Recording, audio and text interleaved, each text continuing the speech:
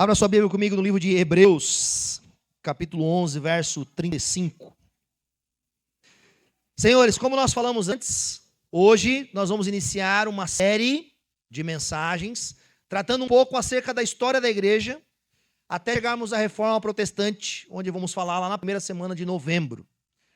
E por que isso? Algumas coisas para nós. Porque precisamos sim revisitar a história, aprender com ela, não apagar os marcos antigos, para entender aquilo que os nossos irmãos passaram, lidaram, viveram, para sermos encorajados na fé, através do testemunho dos nossos irmãos que viveram no passado, a olharmos como eles vivenciaram a sua fé no meio dos dilemas e circunstâncias da sua época. Ao mesmo tempo que nós não estamos sozinhos na caminhada cristã. Amém? E nós não estamos sozinhos apenas no nosso curto espaço de tempo em que vivemos.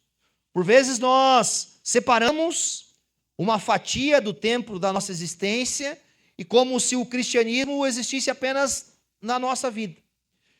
Nós devemos compreender que muitos e muitos homens e mulheres antes de nós viveram a fé cristã. Muitos e muitos homens e mulheres antes de nós leram a palavra de Deus antes de nós. Interpretaram, aplicaram na sua vida, no seu cotidiano, na sua história. Nós precisamos revisitar um pouco isso. Dentro disso eu quero fazer breves, não quero perder muito tempo, mas sugestões, tá? Para quem gosta de história e quer se aprofundar um pouco mais na história do cristianismo. Tem um livro muito antigo, que foi escrito no século IV depois de Cristo, Eusébio de Cesareia, que é o primeiro historiador cristão. Por exemplo, como é que a gente sabe como os apóstolos morreram, por exemplo? Como é que a gente sabe que Pedro foi crucificado de cabeça para baixo, Paulo decapitado? Você não tem essa história na tua Bíblia, mas você tem historiadores, em especial Eusébio, que vai trabalhar lá no IV século, no Império Romano, para trazer todas as informações que nós temos hoje. Um livro bom. Temos esse livro aqui, do Justo Gonzalez, é um box, tá? Para quem tem criança, para quem tem criança e para quem é meio criança como eu, vale a pena também. Justo Gonzalez é um dos maiores historiadores do cristianismo moderno, e ele escreve uma história ilustrada do cristianismo, onde ele vai passar em todas as eras, com fotos, com mapas, com imagens, com várias informações muito relevantes a nós. Depois você pode vir aqui na frente e olhar. Gosto muito desse livro também aqui do Franklin Ferreira, que é a Igreja na História Cristã, onde são pequenos capítulos de 3 a 4 páginas, uma biografia histórica de cada momento, e ao final de cada capítulo ele vai citar filmes, séries, livros que contam o que está acontecendo nesse momento da história. Então você pode ir lá, ler o capítulo, ele vai dar notas à série, aos filmes, você que gosta de ver. Então, quero conhecer sobre o período do Império Romano, quero conhecer sobre o período da Reforma. Você vai ter vários elementos aqui que vai te ajudar a isso também. Muito bom. E, por último, e não menos importante, um dos livros lidos no cristianismo, um dos livros que foi mais conhecidos na história do cristianismo, John Foxe, que escreveu isso aqui no século XVI, o livro dos mártires. Tá? Esse aqui tem que ter estômago para ler, mas é um livro, assim, sem sombra de dúvida, se você é crente e quer conhecer a história do cristianismo, você precisa ler esse livro aqui, beleza? Que ele vai recontar para nós, até no período da Reforma Protestante, os mártires da fé cristã, como eles morreram, como aconteceu nesse período. É um livro muito bom, muito legal, é uma biografia de vários personagens da história do cristianismo e que vale muito a pena você conhecer. Abra comigo então sua Bíblia em Hebreus, capítulo 11, verso 35. O que nós faremos nessa série de mensagens não vai ser uma exposição especificamente dos livros bíblicos, mas nós vamos utilizar a Escritura para reforçar esta ideia que temos que revisitar os textos antigos e as histórias dos nossos irmãos na fé. Hebreus, verso 11, 35, diz assim para nós: houve mulheres que pela ressurreição tiveram de volta os seus mortos. Uns foram torturados e recusaram a ser libertados para poderem alcançar uma ressurreição superior. Outros enfrentaram zombarias e açoites. Outros ainda foram acorrentados e colocados na prisão, apedrejados, cerrados ao meio, postos à prova, mortos ao fio da espada. Andaram errantes, vestidos de pele de ovelhas e de cabras, necessitados, afligidos e maltratados. O mundo não era digno deles. Vagaram pelos desertos e montes, pelas cavernas e grutas. Todos estes receberam um bom testemunho por meio da fé. No entanto, nenhum deles recebeu o que havia sido prometido. Deus havia planejado algo melhor para nós, para que conosco fossem eles aperfeiçoados. Durante essas 4 semanas, eu vou dividir elas em um grande problema da igreja e como a igreja reagiu a um grande problema, ok? Então esse vai ser o resumo dessa série de mensagens. Quais os problemas que a igreja cristã lidou nesses últimos 16 séculos. E na primeira semana, nós vamos falar sobre esse problema, o exército e o Império Romano. Na segunda semana, nós vamos falar sobre as heresias e os falsos ensinos que promoveram ali um grande problema para a igreja cristã também naqueles primeiros séculos. Depois, nós vamos falar do esfriamento do cristianismo a partir da era medieval, do afastamento das escrituras, e nós vamos chegar lá nos pré-reformadores, como que eles lidaram com esse esfriamento cristão. Na última semana, nós vamos chegar então nos reformadores e como eles foram usados e qual é o legado deles na nossa história e por que nós precisamos aprender com isso. Esse é o resumo da série. Fechou? Tranquilos? Nós, como povo de Deus, nós devemos nos assentar nos ombros dos gigantes que vieram antes de nós. Um poeta no século XII vai dizer que nós somos como anões, que sozinhos nós enxergamos até um pedaço da nossa história. Então, quando nós revisitamos a história, nós subimos nos ombros desses gigantes e nós enxergamos mais longe. Nós olhamos o que eles viveram, quais foram as suas lutas, e somos, de certa forma, capacitados, encorajados para isso. Existe na fé cristã aquilo que nós chamamos de uma boa tradição.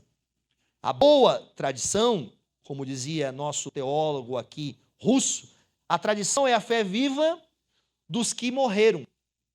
O tradicionalismo é a fé morta dos que ainda estão vivos.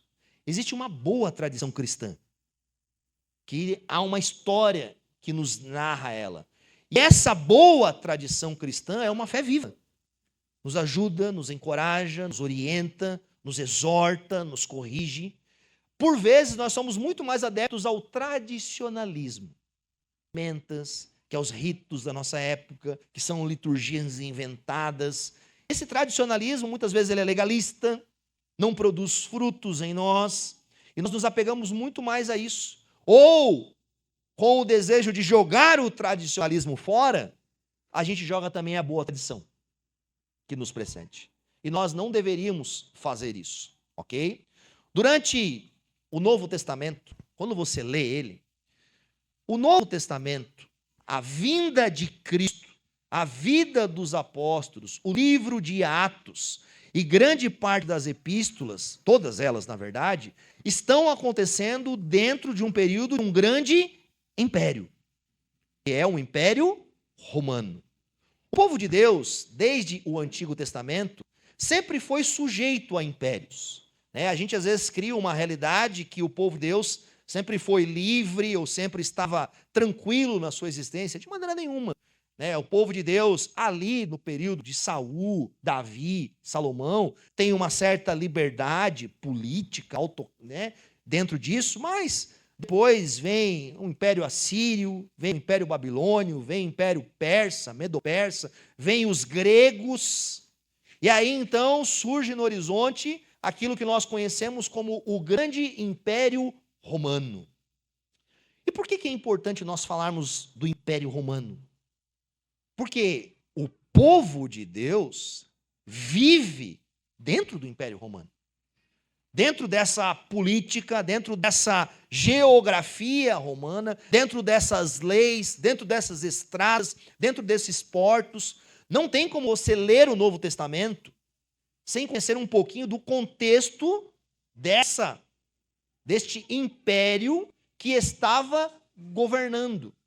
O Império Romano, em certa medida, um grande imperador que vai ali ser um dos primeiros a expandir o Império Romano é Otávio Augusto, que sobe ao seu governo, ao trono. Presta atenção, olha como as datas são importantes. No ano 27 antes de Cristo. E ele vai governar até o ano 14 depois de Cristo. Ou seja, é um grande império com um grande líder que está construindo um cenário onde que vai nascer Jesus, onde que vamos ter os primeiros seguidores ali, após, obviamente, Otávio Augusto. E o que era esse Império Romano? Como surgiu esse Império Romano? Quais são as características dele? E por que a gente vê o Império Romano, o exército romano, como um grande problema para o cristianismo nesses 3 primeiros séculos? Quando eles tomam o poder, muito se dá através do seu exército, ok? O exército romano tinha por volta de 300 mil homens. 300 mil homens, 300 mil soldados. O exército brasileiro hoje, toda a força militar brasileira, a aeronáutica, a marinha e o exército, tem 355 mil soldados. Nós estamos falando de um país continental, com 212 milhões de habitantes. O exército romano tinha 300 mil soldados. É o primeiro exército que ele é profissional. A grande maioria dos impérios anteriores não tinham exércitos em tempo integral. Quando dava alguma guerra, alguma batalha, eram convocados as pessoas, que eles eram treinados, que eles ficavam por lá e tudo mais. O imperador romano, ele vai mudar essa característica. Ele vai produzir um tipo de trabalho, ok? E não só um tipo de trabalho, um tipo de aposentadoria. Ele vai dar aos soldados não só recursos, mas benefícios após a sua aposentadoria. Os dos grandes líderes ganhavam grandes terrenos, ganhavam cidades, se tornavam pretores, procônsulos das cidades. Eles subiam de cargo à medida disso. E isso, então, atraiu muitos ao exército romano.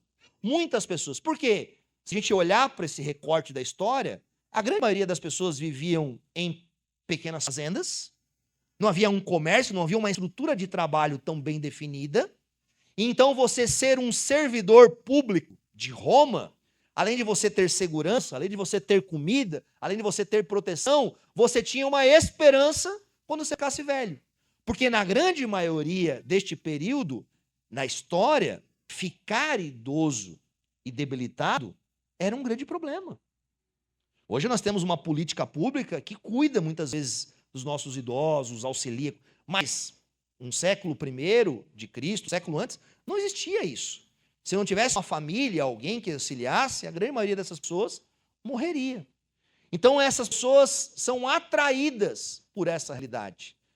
Roma, no seu auge do seu império, por volta ali do ano 115 depois de Cristo, um pouquinho à frente, vai chegar a 60 milhões de habitantes o Império Romano, com 300 mil soldados. É interessante porque, se nós fizermos uma divisão diante disso, nós temos mais ou menos 200 soldados, 200 habitantes para cada soldado. Hoje no Brasil, nós temos para cada 600 habitantes um soldado. Olha o tamanho da quantidade de pessoas.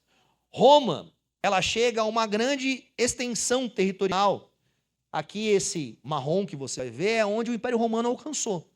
E a gente não presta atenção no tamanho disso. Eles tomaram todo o mar Mediterrâneo, todas as cidades que tinham ao redor do mar Mediterrâneo. Se você olhar num mapa geográfico de hoje, você tem uma ideia, por exemplo, eles alcançaram cerca de hoje 30 países, desde o Reino Unido, desde a Inglaterra, passando pela Europa, pela Ásia e até o norte da África.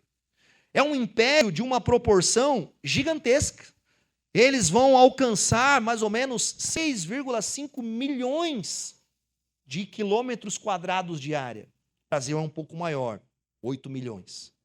Tinha-se mais ou menos um soldado para cada 22 quilômetros quadrados. Pastor, mas o que tem isso a ver? Qual isso é a realidade? Os nossos primeiros irmãos estão vivendo nesse lugar. Por que eles não se revoltaram contra Roma? Por que os judeus não fizeram algo? Não tinha como fazer.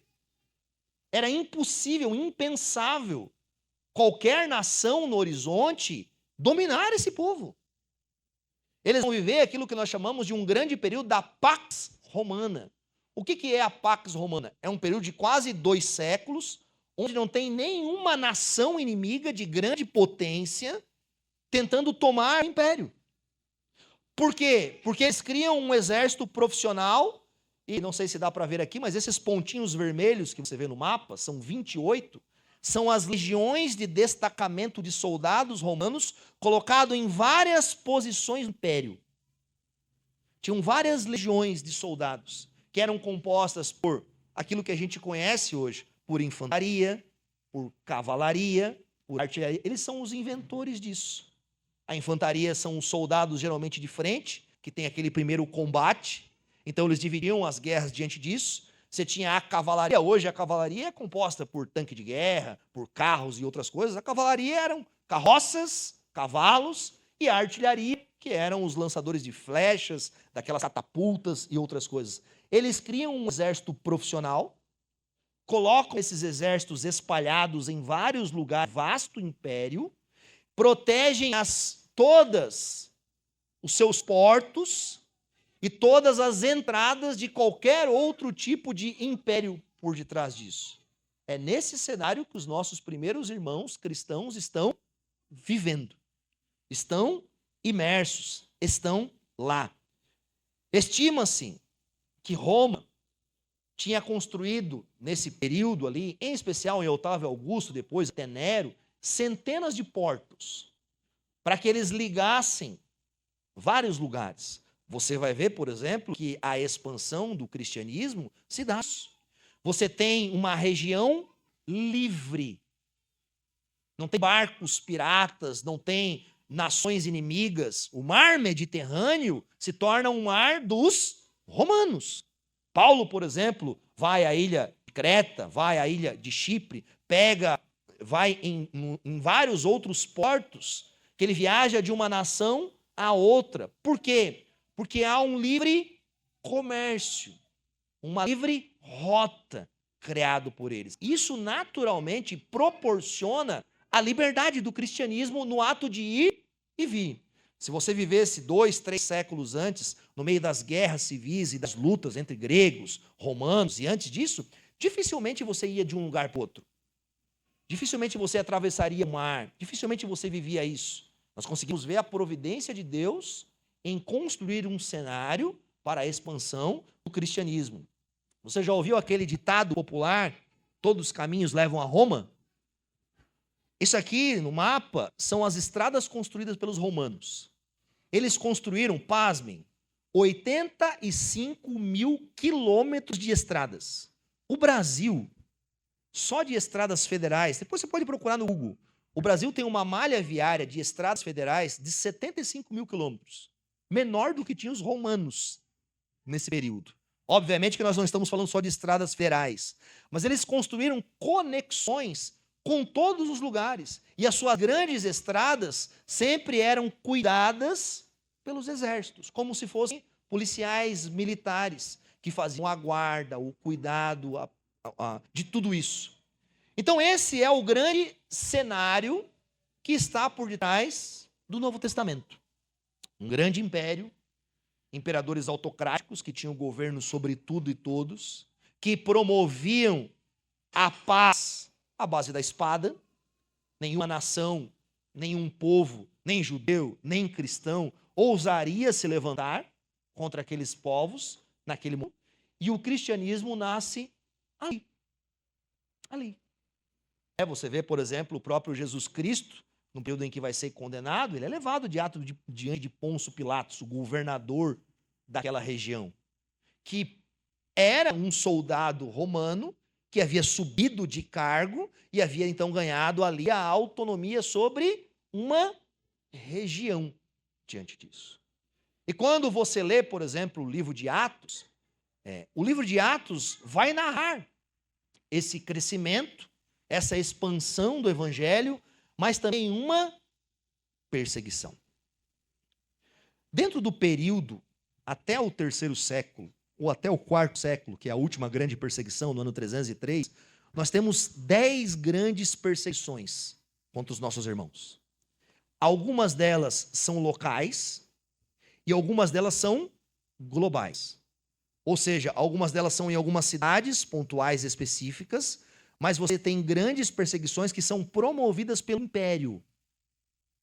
Então preste atenção nesse cenário.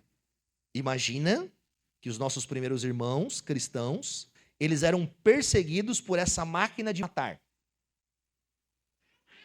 Por esse tipo de exército, de nação, que cercava os mares, cercava as estradas, que cercava as cidades, que tinha autonomia de direito e de todas as coisas. No ano de 64, depois de Cristo, você vai ter a primeira grande perseguição. Nesse momento está como governante do império aquele que nós conhecemos como Nero. Nero foi um homem muito devasso, que promovia continuamente as barbáries dentro do império, sacrificando, matando pessoas, levando pessoas para aquelas arenas, né? A história conta que enquanto havia as mortes nas arenas, por vezes Nero subia no seu cavalo e passeava diante disso, vendo os gladiadores se matarem uns aos outros. E num determinado momento da história, Nero, ele mesmo incendeia Roma, coloca fogo em Roma. E estima-se que praticamente grande parte da cidade de Roma foi queimada, sobrando apenas 4 bairros. Nesses bairros residiam alguns judeus e cristãos.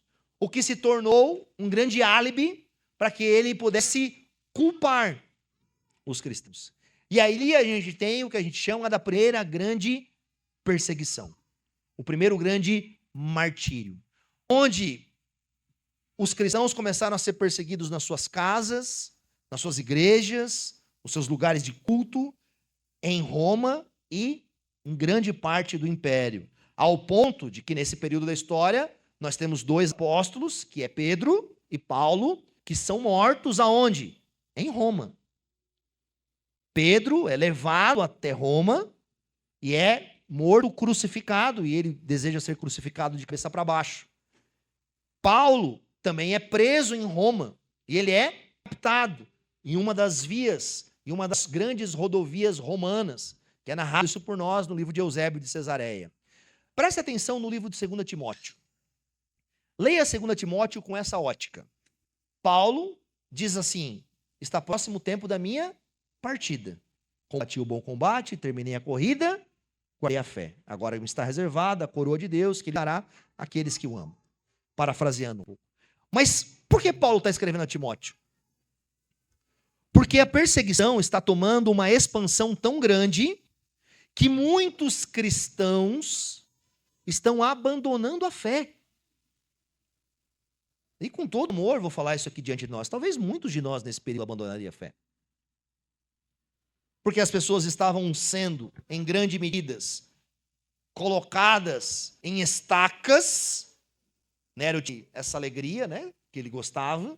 Ele então empalava as pessoas em estacas, revestia elas com piche ou com algum tipo de óleo, e eles eram queimados para iluminar a cidade durante esse tempo. As casas eram tomadas, as igrejas eram destruídas, os cristãos eram ridicularizados. Vou fazer um paralelo para nós. Parece que vai ser meio ofensivo, mas vou fazer para nós. Se hoje, dentro da nossa nação, levantassem pessoas, por exemplo, que fossem nazistas e alguma outra coisa, como que nós reagiríamos? com desprezo, prenderíamos, ridicularizariamos eles, talvez eles iam ser colocados em um cenário. Os cristãos, eles eram tratados mais ou menos dessa forma, como pessoas desprezíveis.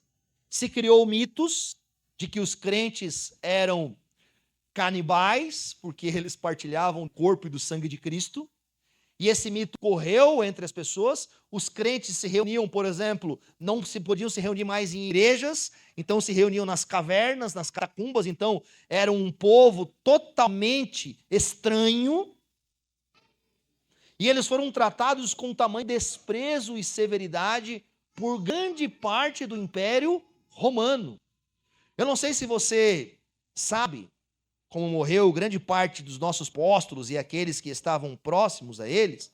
Já falamos de Pedro, crucificado, Paulo decapitado, Mateus foi morto através da espada na Etiópia, Marcos foi morto em Alexandria, que era uma cidade do Império Romano, no Egito. Ele foi amarrado em cavalos e arrastado pela cidade. Lucas, que era um médico, que escreve Atos, o livro de Lucas, foi enforcado em uma oliveira na Grécia, que era parte dos romanos. Tiago, vai narrar isso para nós ainda no livro de Atos, foi decapitado em Jerusalém. O outro Tiago foi lançado do pináculo do templo e ainda estava com vida e foi apedrejado e espancado até a morte. Filipe foi enforcado numa coluna na Frígia. Bartolomeu, era muito costume dos soldados romanos, ele foi esfolado vivo. Era costume eles esfolarem as pessoas e amarrarem peles de animais, para que quando eles fossem colocados nas arenas, ou depois, futuramente, no Coliseu, os outros animais, atraídos pelo cheiro, fossem lá e, enfim, você sabe o que acontece. Barnabé foi apedrejado até a morte na Grécia, e, enfim, os outros nós temos aqui. Ou seja, nós temos um cenário da igreja dos primeiros séculos totalmente hostil, totalmente difícil. Como seria ser cristão nesse período? Qual a perspectiva de futuro? É por que a gente precisa pensar um pouco na história? Porque às vezes a gente faz um retrato da história dos nossos tempos e acha que o cristianismo moderno, ou o que nós vivemos na vida cristã, é o que todos os nossos irmãos viveram ao longo dos séculos. E obviamente que eu não quero e eu não desejo que haja sobre nós uma perseguição, por exemplo, como essa, Mas quando nós construímos uma forma de ser cristão totalmente individualista, materialista, composta apenas por desejos egoístas, o que seria de nós em um cenário como esse? Talvez muitos de nós, ao sermos levados diante do império, diante das autoridades, nós negaríamos a fé. O que era a realidade daqueles irmãos? Havia uma grande distinção entre eles e o restante dos povos. Roma exigia a adoração aos imperadores. Quando você levava seus impostos, e era comum grande parte da população do Império Romano pagar impostos, era natural, ao levar os seus impostos, por vezes ter que acender incensos, fazer algum tipo de liturgia para o busto, para a estátua, e chamar, por exemplo, os imperadores de Senhor e Deus. Kyrios Kaiteos, ou seja, Senhor e Deus. Então era instituir uma prática do império que o povo reconhecesse que o grande imperador que estivesse ali era Senhor e Deus. E dentro disso, nós e eles, naturalmente, não poderiam reconhecer outro Deus, a não ser o Deus dos céus e da terra, Jesus Cristo, o Senhor e Deus. Por isso que você vai perceber em muitas cartas do Novo Testamento, presta atenção nisso, quando os apóstolos vão escrever, eles vão sempre denominar Paulo servo de Cristo. Ao Cristo nosso Senhor, a Cristo a glória, ou isso. O que eles estão enfatizando na mente daqueles leitores? Olha, não existe outro Senhor. Não existe outro Deus. Vocês não são servos de César como são servos de Jesus. O verdadeiro Senhor de vocês é Jesus. Então as pessoas eram trazidas diante das autoridades romanas para negarem a autoridade desse suposto Senhor, o carpinteiro, o Jesus, aquele homem que foi morto, crucificado. Por isso que Paulo fala que o evangelho era loucura para aqueles irmãos, porque como eles poderiam reverenciar, se prostrar e adorar exclusivamente alguém que vivia na Galileia, numa nação totalmente pequena e que se tornou um rei. Isso era uma ofensa para os romanos. Não poderia, presta atenção, existir dentro do Império Romano, desde a Espanha, Europa, Ásia, África, nenhuma pessoa que tivesse uma atribuição similar à atribuição dada ao imperador. Ou seja, ser cristão nos primeiros séculos era ser alguém totalmente, em uma medida, aos olhos dos romanos, oposto à nacionalidade, à grandeza deles.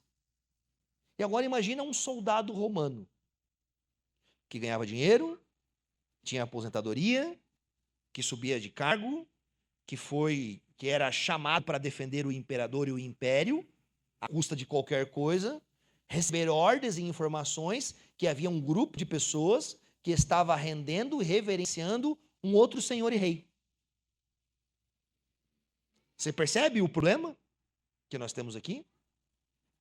A gente às vezes pinta um quadro um pouco bonitinho, romântico, mas não havia romance nessa história. Ser cristão nesses primeiros séculos era ser alguém, em certa medida, procurado pelo Estado, inimigo do Estado. No ano 95, 94, um novo imperador, Domiciano, também promove uma grande perseguição aos cristãos. Dentre deles agora está quem? O apóstolo João, que é preso pelo império, que é colocado num caldeirão de óleo quente, uma coisa bacana, colocado lá, ele surpreendentemente não morre, Deus obviamente opera um milagre, e a gente entende por quê. Por que Deus opera um milagre? Porque João, depois é exilado na ilha de Patmos, após esse acidente, preso como um dissidente contra o Império Romano, colocado lá para que ele não professe, não estenda o evangelismo e a sua, de certa medida, sua influência sobre os outros cristãos, e lá Deus vai se revelar a ele vai escrever o Apocalipse lá, e muito provavelmente o seu evangelho, as suas epístolas, escritas após isso. Quando Domiciano morre, outro imperador sobe ao poder, João é liberto, vai viver em Éfeso, e lá ele vai escrever o restante das suas cartas. E a gente tem vários outros incidentes. Eu, obviamente, não tenho tempo aqui para contar sobre todos, mas quero ilustrar alguns para nós, para que a gente possa entender um pouquinho isso. Essas duas mulheres, que é a Perpétua e a Felicidade. Para os católicos, por exemplo, é a Santa Perpétua e Santa Felicidade. Eram mulheres que viviam em Cartago, a África. Grande parte do continente africano, onde nós conhecemos hoje, se você voltar no mapa aqui, Tunísia, Marrocos, Egito, Líbia, grande parte desse continente africano foi cristianizado nos primeiros séculos. Aliás, quando você lê sobre os pais da igreja, você vai ver que muitos deles eram desta região. Eles viviam nessa região da África, onde o cristianismo cresceu muito nesse período. Entre eles, muitas pessoas se converteram, em especial escravos, mas também pessoas que eram próximas aos romanos. Perpétua era uma mulher com muitas posses, seu pai era alguém ligado a Roma, alguns dizem que ele era prefeito da cidade, eu não tenho motivo na história, mas fato que era alguém influente. E a sua filha, Perpétua, que tinha uma criança pequena, se converte próximo aos seus 22 anos de idade. Junto a ela, e muitos vão atrelar que a conversão dela está atrelado à Felicidade, que era sua escrava. Perpétua e Felicidade, então, são presas no ano 203 depois de Cristo. O pai de Perpétua tenta intervir, falar com ela, instruir ela, para que ela abandonasse a fé. Ele instrui ela, há uma narrativa escrita pela própria Perpétua, que ela escreve quando está presa, que o pai dela estava de alguma forma instruindo ela, olha, vá só na frente dos soldados e negue Jesus. E negue Jesus como Senhor. E blasfeme contra ele, e queime incenso ao imperador, que está tudo bem, que está tudo certo. Você vai ser liberta, vai cuidar do seu filho, vai viver a sua vida. E ela, lá na prisão, já tentando ser influenciada pelo seu pai, ela aponta para o fim da prisão, e lá tinha uma espécie de um espelho, né? Não é como os espelhos que nós conhecemos hoje, né? Era um tipo de metal polido, e ela olha para o pai e fala, olha, lá atrás tem um cavalo vindo. E o pai dela fala, tá ficando louca, né? Ele olha para trás e fala, não tem nada lá, minha filha. E ela fala, tem lá um cavalo. E o pai dela fala que não, há uma certa discussão. E ela relembra o pai dela, olha, mesmo que eu queira, ao longo da face das pessoas, me parecer algo que eu não sou, o Senhor sabe quem eu sou. E eu não posso negá-lo, porque não estarei negando as pessoas, estarei negando o meu Deus. E aí então o filho dela é levado, Felicidade estava grávida. Olha que legal, 8 meses, a sua escrava. Naquela semana elas vão orar por isso. Existem outros irmãos cristãos presos, muitos eram presos, né? Eles eram o fogo que acendia o entretenimento de Roma, né? E ali na prisão as duas são batizadas por esses irmãos. Felicidade, pela providência e pela graça de Deus, dá à luz a sua filha, né? Ela é levada pelos soldados romanos, é colocada sobre uma família, e ambas são colocadas então no anfiteatro para entretenimento da nação. Muitos desses cristãos eram levados em arenas, onde então eles soltavam os animais selvagens, leão, urso, bois selvagens, e eles eram colocados lá para que o povo fosse um entretenimento. Elas são colocadas sobre touros, os touros agridem elas, mas elas continuam vivas. Então passa-se um tempo, eles querem resolver aquele problema, entram soldados romanos, o primeiro soldado alcança ali Felicidade, ela é decapitada, e aí chega diante de Perpétua, e a narrativa histórica nos diz que ele fica com medo diante dela. Tamanho a face dela, a alegria e a clareza dela de estar sabendo que estava morrendo por Jesus. Dentro da prisão, um soldado tentando convencer ela de ela abandonar a fé, falando, olha, você vai deixar sua filha ser levada, você vai deixar sua família, seus pais, abandone esse Senhor. E ela fala, como o abandonarei? Aos olhos de vocês eu posso estar sozinho, mas ele estará comigo me fortalecendo em todos os momentos. E é isso que o soldado vê. Ele tenta, né, acertar com a espada nela, não acerta no lugar certo, então ela vira o pescoço e ela aponta para ele, onde ele deveria acertar com a espada. E ali nós temos, né, a morte dessas duas mulheres. E obviamente que isso aqui é um recorte pequeno. Nós poderíamos passar um dia aqui, falando de Inácio de Antioquia, falando de Policarpo, falando de tantos e tantos outros irmãos que não negaram a fé, que durante o período da vida deles eram igreja. Eles identificaram qual era o grande problema que estava perseguindo a igreja, e eles se manteram fiéis até a morte. No ano 303, você tem a grande e última perseguição. Nesse ano, aí há um edito. O que é um edito? É um documento imperial que é promulgado e espalhado por todo o império. Como se mudasse uma lei da Constituição, ok? E agora estivesse vigente sobre todo o império.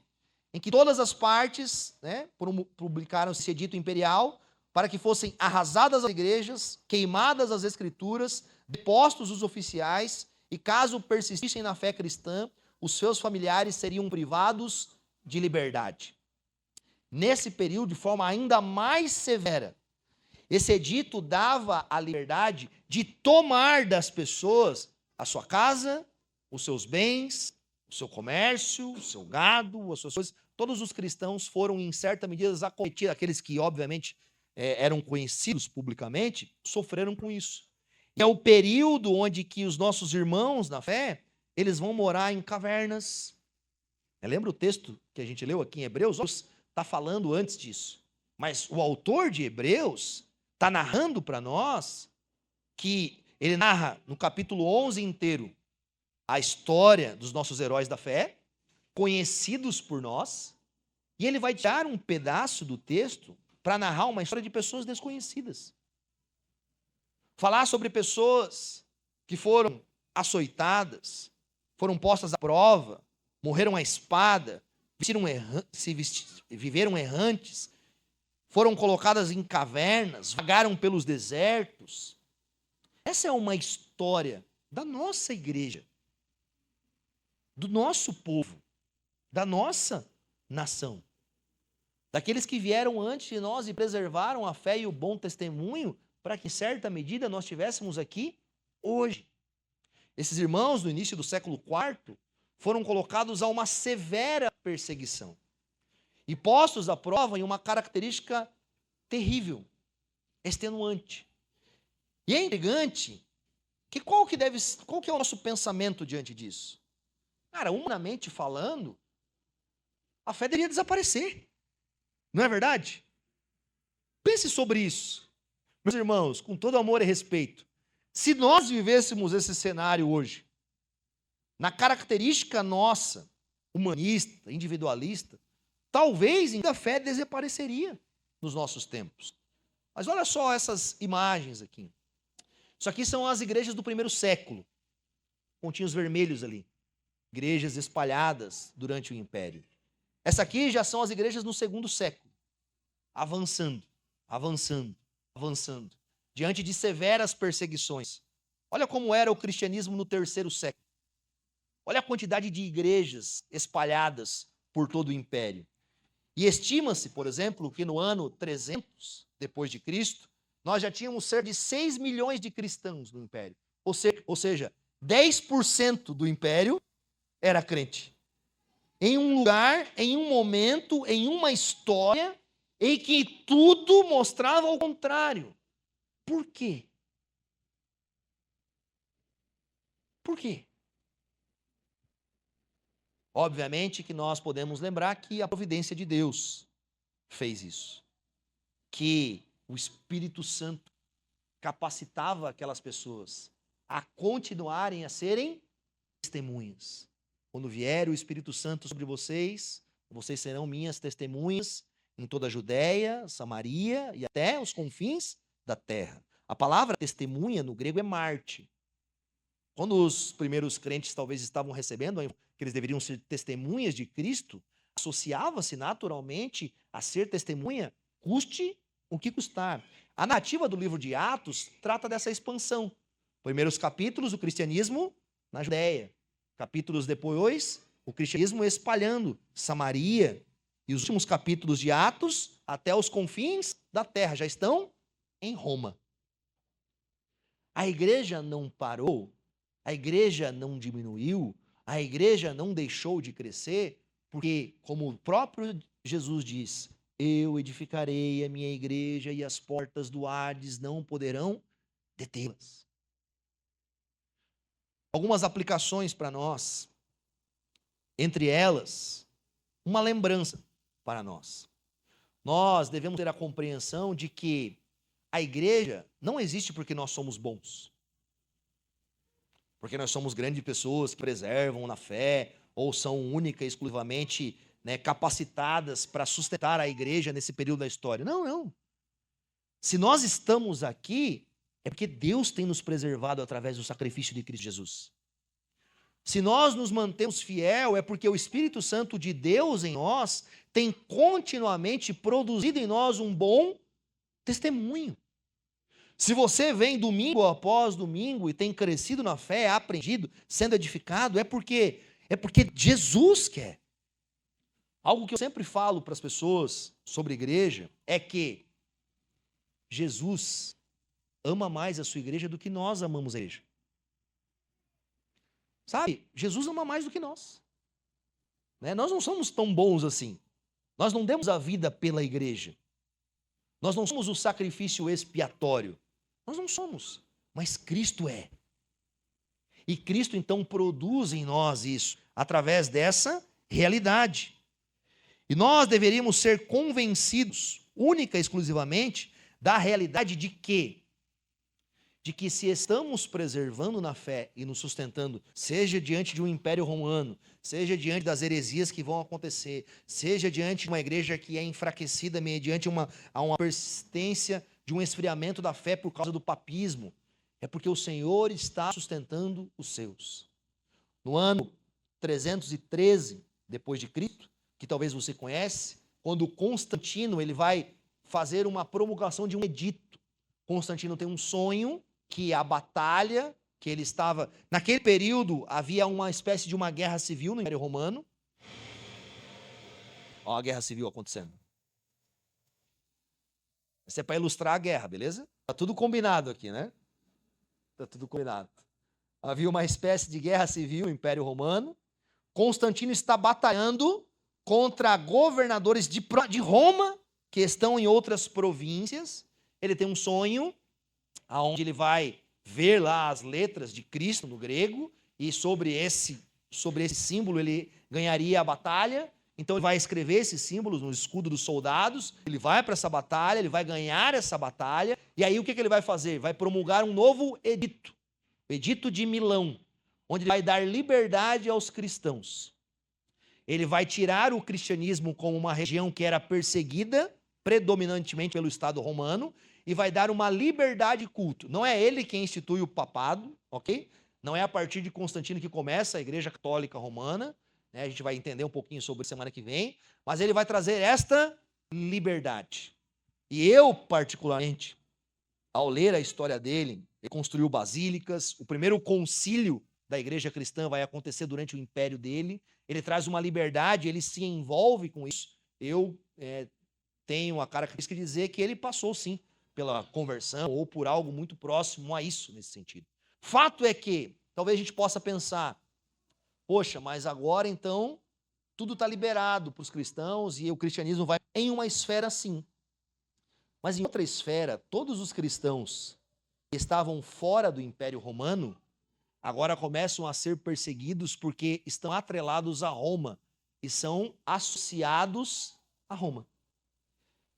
E por último, essa última história que quero contar para nós, essa pintura, que são os 40 soldados romanos, que acontece por volta do ano 340 depois de Cristo. E nessas guerras civis, há a divisão dentro do império e um governador, que era cunhado do imperador, ele começa a lutar contra. E muitos soldados, olha que incrível, muitos soldados haviam se convertido na história. Muitos.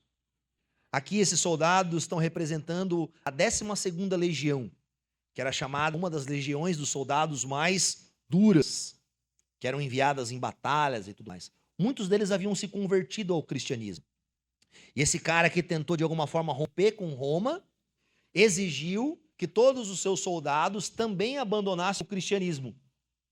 Eles usavam as cruzes, os símbolos que marcavam a sua história, professavam a sua fé, e esses soldados negaram a isso. Eles escrevem um termo onde eles vão contar sobre a sua fé, sobre o que Deus havia feito com eles, e eles vão se posicionar contra aquele general, possivelmente. Eles vão ser ali ridicularizados, martirizados e colocados num lago congelado, para que eles ficassem lá e negassem a fé deles. Dos 40 soldados, o general colocou uma banheira de água quente para que eles pudessem, se quisessem negar a Jesus, fugir e ir lá para a água quente e se esquentar. Um deles negou a Jesus. Quando ele entrou na banheira de água quente, ele morreu. Ao ver isso, um outro soldado se converte e assumiu o lugar daquela pessoa, se colocando lá. Por quê? Porque o testemunho dos mártires nunca impediu o crescimento da igreja. Mas sempre foi o meio pelo qual Deus, na sua providência, também evangelizou as pessoas. Na manhã seguinte, eles foram retirar aqueles homens do lago. a maioria mortos, um estava vivo, eles foram queimá-los.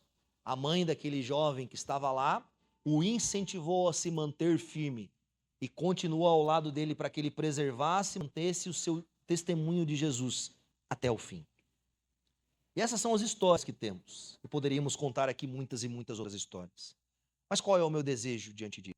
Sabe, não olhe para a sua vida cristã, para os seus desafios, para as suas crises, para os seus problemas, né? Qual é o império romano que cerca a tua vida nesse tempo? Quais são os problemas que cercam o cristianismo moderno? Você sabe? Deixa eu perguntar para você. Você sabe quais são os grandes problemas que cercam o cristianismo nessa época? Muitos de nós nem sabem. Estão envolvidos com tal realidade. Quando nós olhamos para esses recortes da história, nós vemos momentos em que o povo de Deus se manteve como testemunhas. Capítulo 12 de Hebreus, e aqui a gente vai encerrar. O autor de Hebreus, ao narrar sobre esses homens e mulheres, que mesmo diante das grandes perseguições perseveraram, ele vai fazer uma aplicação. E a aplicação é o que nós vamos fazer também aqui. Capítulo 12, verso 1. Portanto, ou seja, diante desses homens que foram mortos, que foram espalhados pela terra, portanto também nós, uma vez que estamos rodeados por tão grande nuvem de testemunhas, livremo-nos de tudo que nos atrapalha e do pecado que nos envolve, e corramos com perseverança a corrida que nos é proposta. Os olhos fitos em Jesus, autor e consumador da nossa fé. Ele, pela alegria que lhe fora proposta, suportou a cruz, desprezando a vergonha, e assentou-se à direita do trono de Deus. Pensem bem naquele que suportou tal oposição dos pecadores contra si mesmo, para que vocês não se cansem, nem desanimem. Por que aqueles homens perseveraram? Por que eles se mantiveram fiéis? Porque nós podemos ler do testemunho deles e edificar o momento em que vivemos como igreja. Porque eles confiavam que Jesus Cristo era suficiente para sustentá-los, quer na vida, quer na morte. Mesmo sendo consumidos, desprezados, mesmo sendo levados a uma circunstância inimaginável, eles mantinham os olhos fitos em Jesus, autor e consumador da nossa fé. Esse é o nosso Deus. E aqui, uma pergunta provocativa para terminar o sermão. Se as próximas gerações necessitassem do nosso testemunho para serem edificadas na fé, para serem encorajadas na fé e para preservarem na fé nas gerações delas, o que eles leriam da gente?